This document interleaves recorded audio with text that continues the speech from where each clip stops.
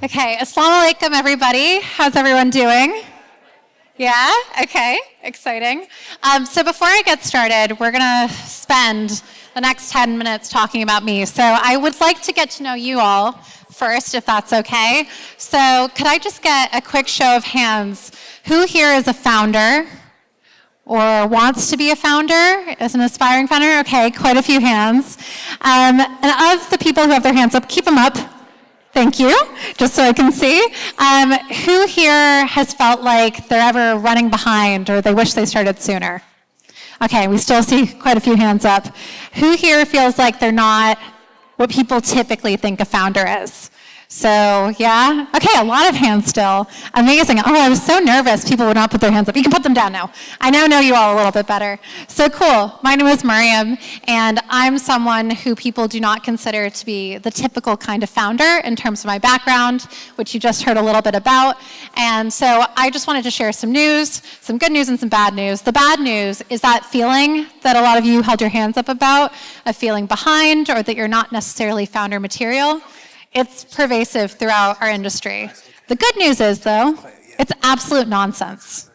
So today I just wanted to talk about how no matter what your background is, how valuable it could be to your founder journey. So let's start with 2 years ago. I had what many people would consider a dream job at Goldman Sachs. I had a great salary. I had a really clear career trajectory. I had bosses who really believed in me, and I had the kind of job my parents could brag about. So critically, that was the most important. And then I had the opportunity to start my own startup. And I made the decision to leave all that I had and do something completely new. And I really had to ask myself, is this possibly the worst decision I've made in my life? And I'm happy to report that thankfully that was not the case. Despite all my worries and self-doubt, it's been one of the most exciting experiences I've ever been on. Alhamdulillah, our company is growing much faster than I ever could have expected.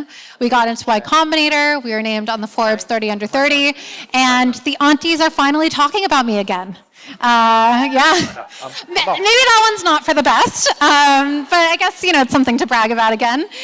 So now I wanted to talk to you about how seriously all of the successes that we, alhamdulillah, have achieved has not been in spite of my background. It's been because of it, and I want you all to leave today's session feeling like no matter what your background is, whatever brought you here today, you are so much stronger for it and that it's your superpower. So I'm going to take us back a little bit to when I first moved to London. I was a bright-eyed American student, excited to be here for the first time. I did take an embarrassing photo in front of Big Ben, by the way. I will admit to that. But I started university excited about careers fairs, internships, possibly to the detriment of my studies, if I'm being completely honest. But I came here with that classic dream of getting good grades, landing a stable job, and making my parents proud. Sounds familiar? Yeah. So I managed to get an engineering spring week at Goldman Sachs. Did I know what that was? No. Did I want to work in investment banking? Not really. But did I love having Goldman Sachs on my CV? Absolutely.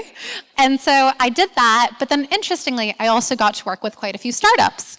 So when you're a first-year student, you don't have a lot of academic experience. People don't generally let you get your hands dirty with code, but startups will, especially since I was willing to work for them for free. And if you know anything about startups, they need as much help as they can get at the lowest price possible. And so I got to work with everyone from a mental health care startup, a VR company. I even worked with a short story reading app, which we'll get into a little bit later. But I really fell in love with the startup world. I felt like, wow, I can actually get hands-on experience and I can figure out what it's like to build a business from scratch only within my first year. And so when that founder of that short story reading app asked me to drop out of college and become his co-founder, you think, no brainer, right? Wrong. I said no.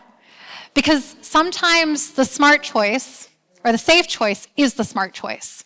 I'd worked so hard to get into university. My parents were expecting stability not because of prestige, but because I actually needed to take care of myself and because I needed a visa as well to stay in the UK.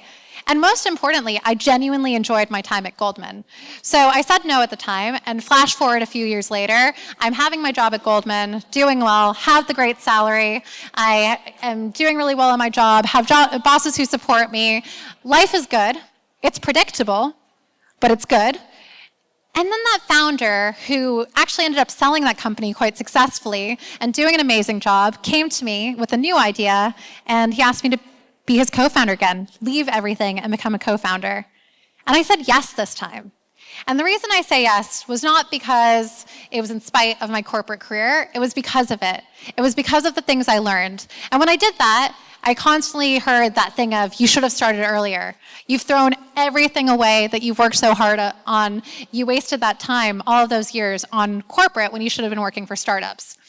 And then I realized that noise I was hearing, it wasn't external. It was my own internalized self-doubt telling me that I was somehow not founder material and that I'd wasted all of those years. But then it was when I took that and I realized, actually, no, it's not just that my background is valid and I'm totally fine. It's that it's a superpower. It's something that differentiates me. And so I'm going to go through a couple of lessons that I learned in my corporate experience. And if anyone else is in corporate, actually, I should have asked that. Is anyone here in corporate currently? Okay, a lot of people, cool. So you are in the best training ground possible currently in corporate, and I'm going to show you some of the things I picked up that you might be picking up and why they were so valuable. So the first thing is structure brings freedom.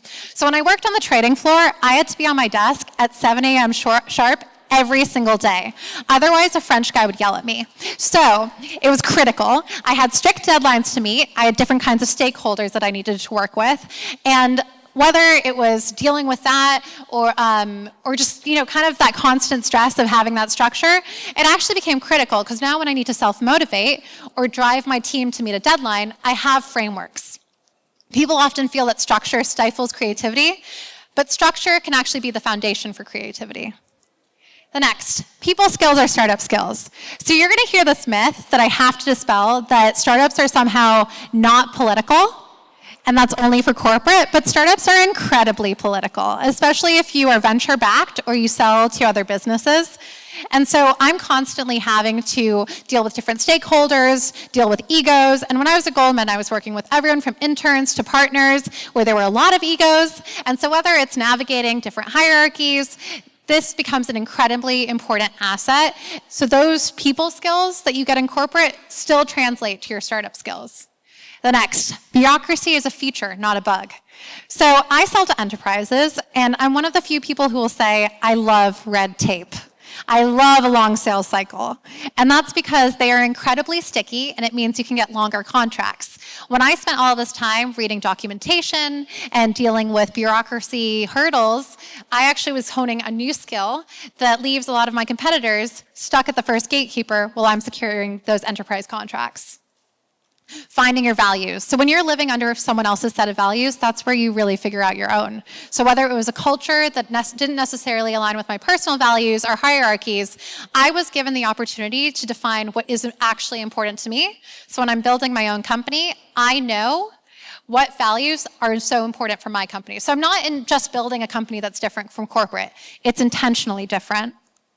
And finally, knowing when you're ready.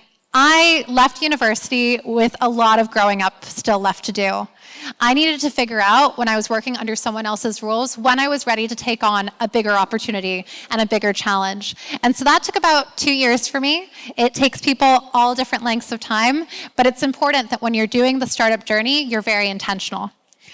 So I'm looking at this crowd in front of me, and I see incredible diversity. I see people just starting out. I see people who are experienced entrepreneurs, some of whom have exited before.